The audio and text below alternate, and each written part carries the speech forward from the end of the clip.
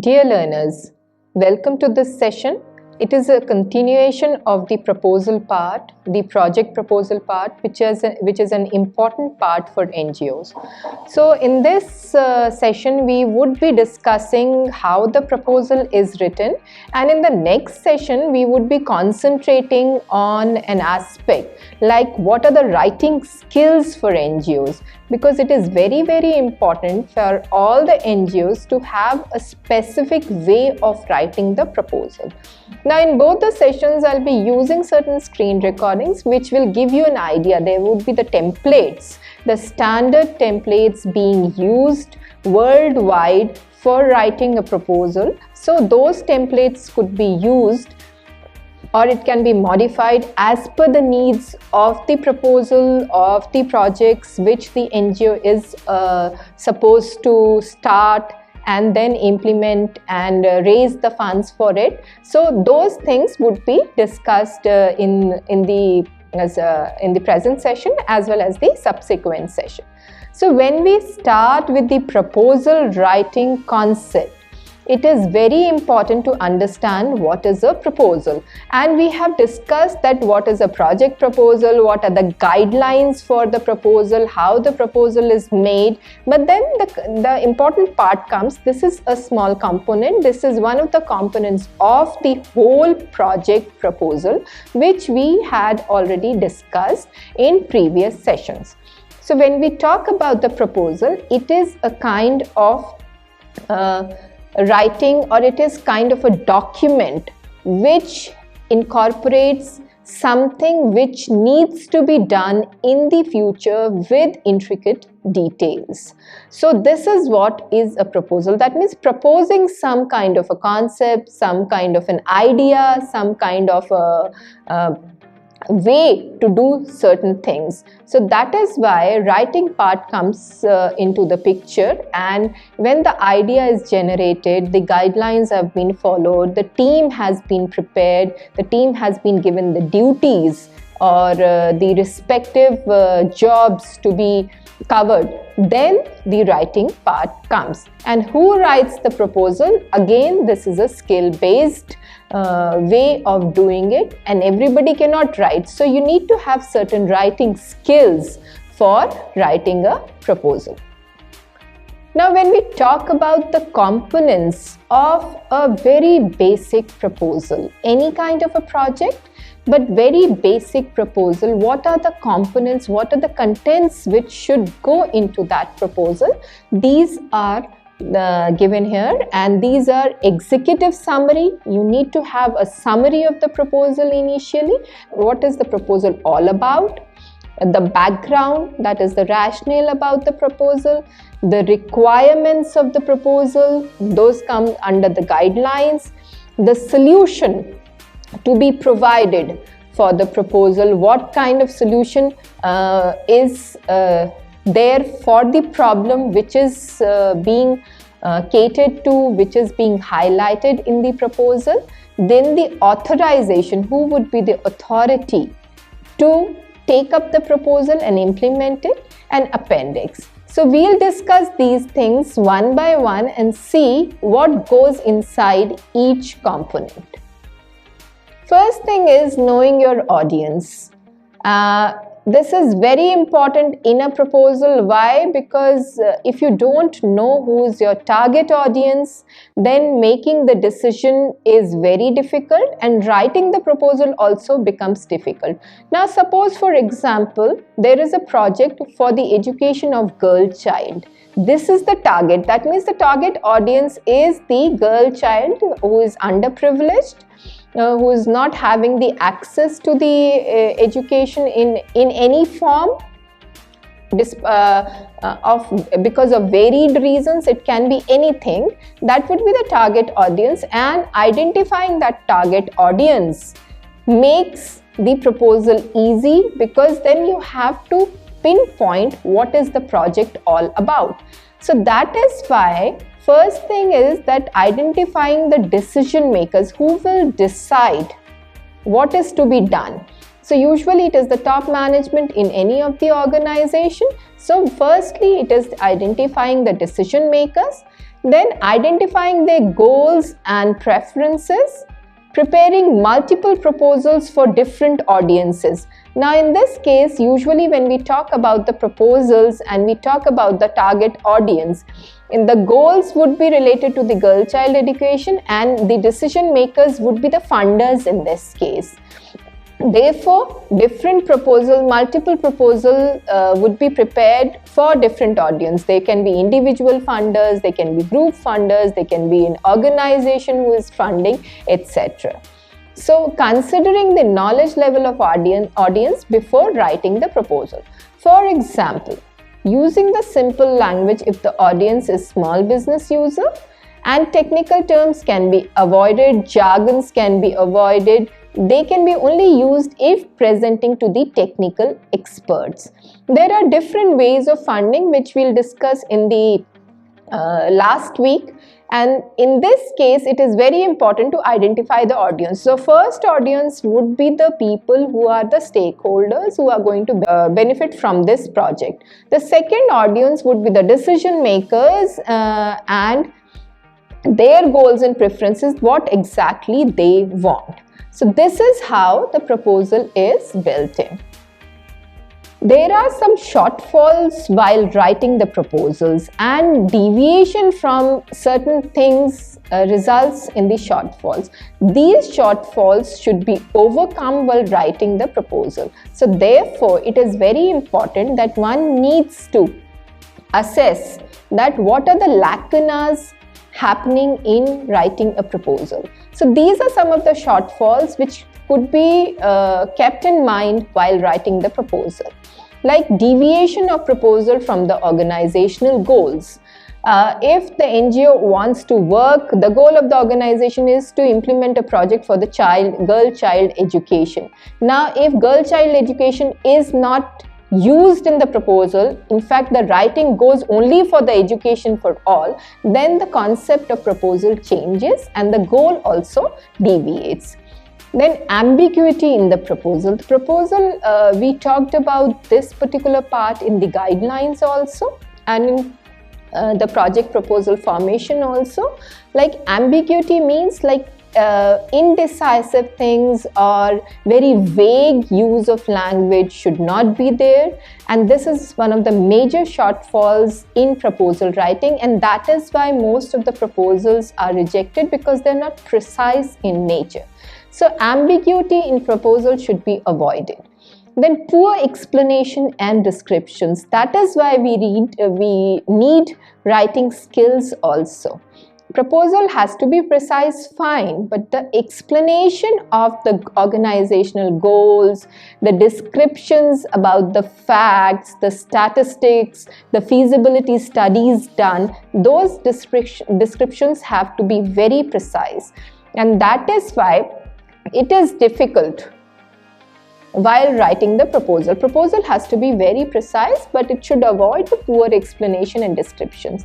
Ineffective presentation. There are cases where you see, where you say naive NGOs or budding NGOs who start without any preparation and they write the proposal, you'll find that ineffective presentation is there. It doesn't have the facts, it doesn't have the figures, it doesn't have the graphs and charts, it doesn't have the interpretation, the proper interpretation of all the statistics used, which is very important for the proposal. It is a kind of product or supplementary material for the proposal to be authentic. Because for the funders, it is very important to understand that authenticity is important, whether this is genuine or not, whether the project would be completed within a given time period or not. So all these things, all these shortfalls, they should be avoided while writing the proposal. Now, when we talk about the contents for writing an effective proposal, you will find that there are 7 elements into it. And if you see these 7 elements, they are given one by one, and if you see these 7 elements, they are self-explanatory and they make lot of difference to the proposal, and if they are followed, all these guidelines are followed, then the proposal becomes very effective. So while writing the proposal, the basic details should be given.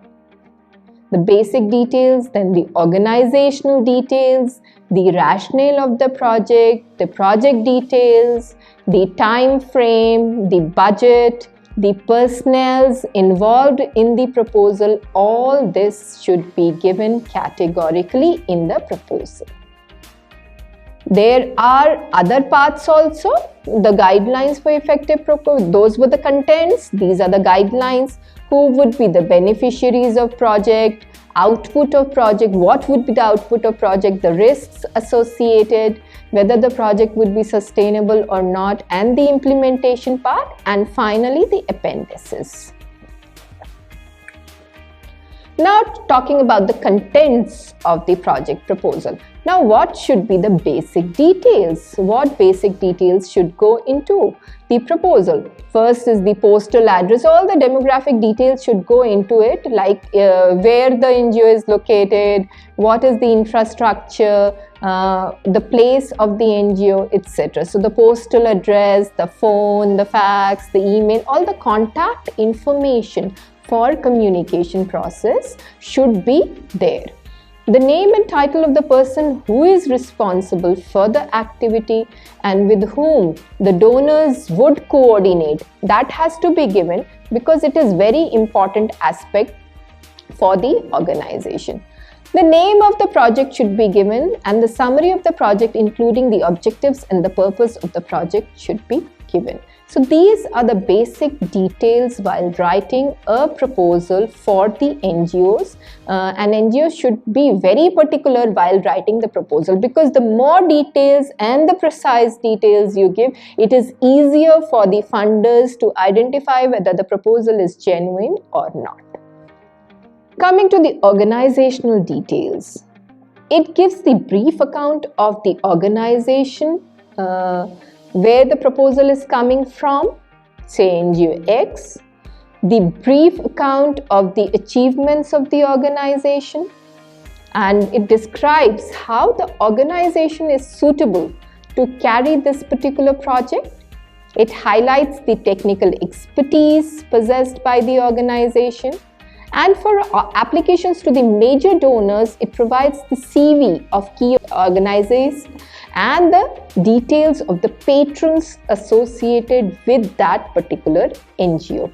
So in organization details, basically it is the details about the NGO and why the proposal is being made. Next comes the rationale part, the rationale of the project. It gives a brief account of all the objectives of the project. Usually it is a single objective, like I gave you an example of the project for educating the girl child within this particular time period. Then there is a brief account of particular geographic or socio-economic factors that needs to be considered, highlighting if the project will help the disadvantaged section of the society or not, and that is very important. And the socio-geographic and socio-economic factors are very important. We discussed this in the pestle analysis also, and the location is very important. And to explain what is new and unique in the project, everywhere, whether it is a business organization or whether it is a not-for-profit organization, the main aspect which is required in present times, that is the uniqueness and the newness. If something is not new and it is not unique, then it may fetch the funding, but the funding will not be enough to start the project or implement the project. If it is new and unique, the project, it will be very, very helpful for the organization. Now we know what should go into the rationale of the project. Now coming to another part, that is the project details. The details of the project should describe the aim of the project, and it should stress that these aims would be achieved in future within the given time period. Now, if this particular commitment is there, funding becomes little easier. The project details also tells about the application in case of a large project, because bigger NGOs, they may go for large projects and smaller NGOs may go for small projects. A brief account of short and long-term operational plans. This we have discussed in the project proposal earlier in the same week, and where we have discussed what includes the operational plans, how the project would be implemented, and what are the requirements to implement the project, the proposal or the project that comes under operational plans. The details of support and participation of the local communities is there, and the details of collaboration with other organizations and their additional skills and resources is taken care of. The other details which should be included in the proposal, the details of the efforts of the volunteers and how much value will this add to the work being done, because apart from the team, the inherent team of the organization, there is a need of volunteers for NGOs also. So this should explain key issues such as gender, resistance of community, all these should be dealt with. This should also mention how innovative techniques will be incorporated in the project, because now with digitization and with COVID issues coming up, the online thing is picking up. So digitization is much in demand. So more of the innovative techniques, if they are incorporated to implement the project, that will make it more effective and that will make it more attractive also. The time frame. This has to be mentioned, which provides the estimated time period within which the project will be completed, and the margin of time to include the flexibility in terms of implementation has to be taken care of. Now, if the time period is say 365 days or 1 year, then some more time can be added to give it flexibility, because there are certain untoward incidences or untoward circumstances which may delay the project. So the flexibility of the time should be taken into consideration. So the detailed schedule of how different activities will be completed in a given time period, that has to be mentioned, and this we have discussed in the project guidelines also.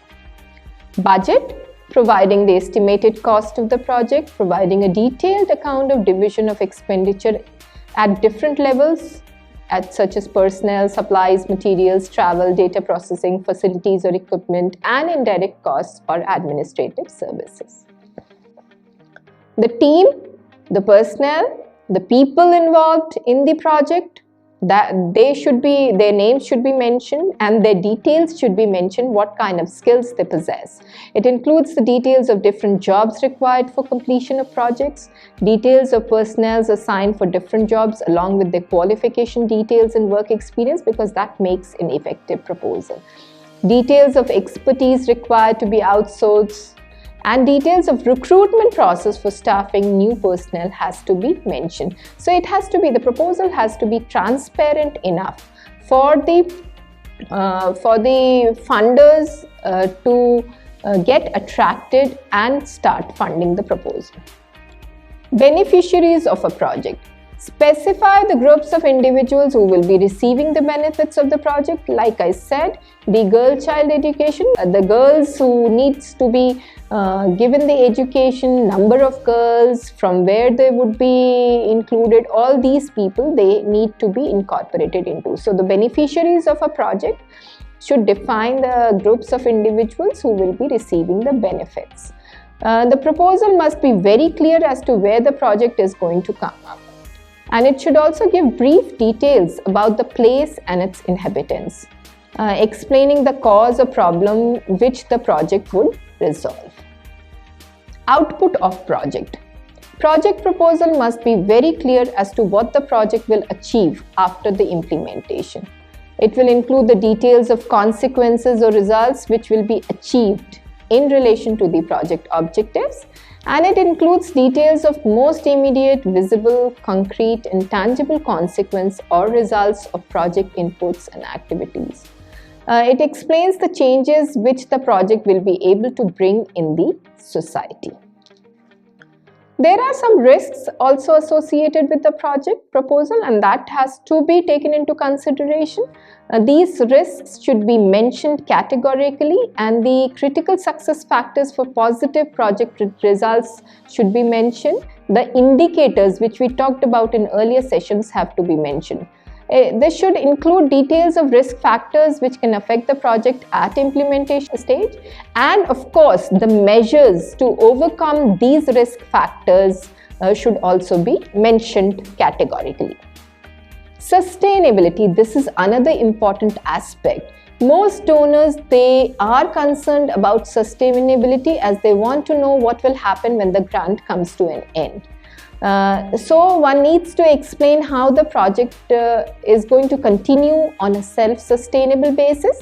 In certain cases, the project ends as soon as the time period is over and a new project starts. That should also be mentioned.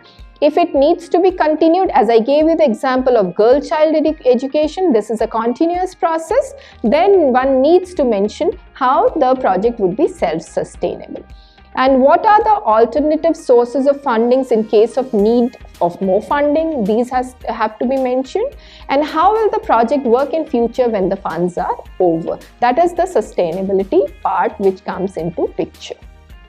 Implementation, this is the last part. It gives a brief description about the organizational policies, the procedures which will be adopted to implement the project. And it also describes the responsibilities of the organization with respect to monitoring and evaluation of projects. A brief account of reporting standards adopted for evaluation and control needs to be mentioned, and it explains the indicators of activities. Appendices. This is another important aspect, and this includes all the heavy documents which cannot be included in the text because the proposal should not be bulky. The writing which goes into the proposal, the main text of the proposal should be very precise. All the appendices like statistics, the facts, figures, graphs, the names of the personnel, the skills of the personnel, the maps of the places where the project will be implemented, etc. should be placed as appendices for reference purpose. So this is all about writing the proposal. Now it is like, but what written matter should go inside it, that is very important. So for this we are providing you a template through the reference. You can go through the reference and you just see the screen recording. You will find how this proposal can be made, and this template can be modified as per the needs of the NGO. So this is the reference. It is from the European Union NGO project proposal, and if you see the PDF of this and the screen recording, you can just download the PDF also, and you can see the screen recording and see how the template is helpful for making an effective proposal writing. Thank you so much. Happy learning.